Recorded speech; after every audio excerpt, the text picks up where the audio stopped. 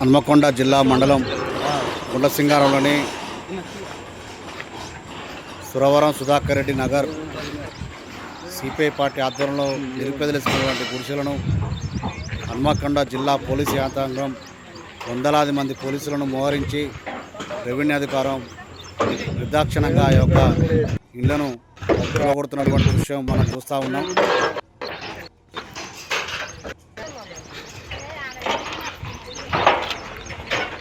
ఐదు జేసీబీల ద్వారా కూలగొడతా ఉన్నారు.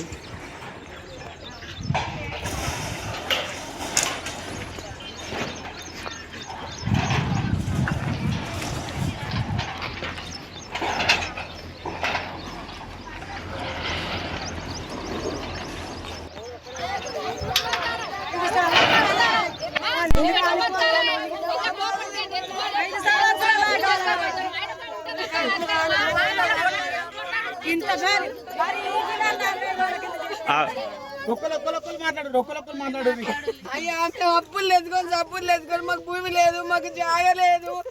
మేము ఈడ బతుకుతామని వచ్చినాం, చేసినాం. మా అన్ని సామాన్లు, బియ్యం, ఆధార్ కార్డులు అన్ని పోయినాయి.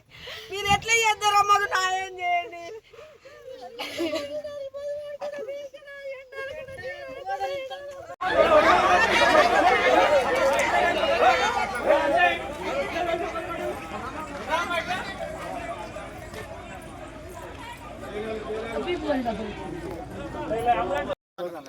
గత 5 సంవత్సరాల నుండి నిరుపేదలమైన మేమందరం కూడా ఇక్కడ గూడు కోసం అని చెప్పి వేసుకున్న నివాసాలను ఈ యొక్క కాంగ్రెస్ ప్రభుత్వం నిద్రమత్తులో ఉన్న మమ్మల్ని నిద్రలో కూడా పడుకున్నోళ్ళను పడుకున్నట్టే మా మీద, మహిళా మండలం మీద, తల్లుల మీద రేకులు పడే విధంగా ఈ మున్సిపాలిటీ రెవెన్యూ అధికారులను తీసుకొచ్చి ఇక్కడ దౌర్జన్యంతో మా కుటుంబాలను, మా గుడిసెలను, మా ఇళ్లను నాశనం చేయడం జరిగింది.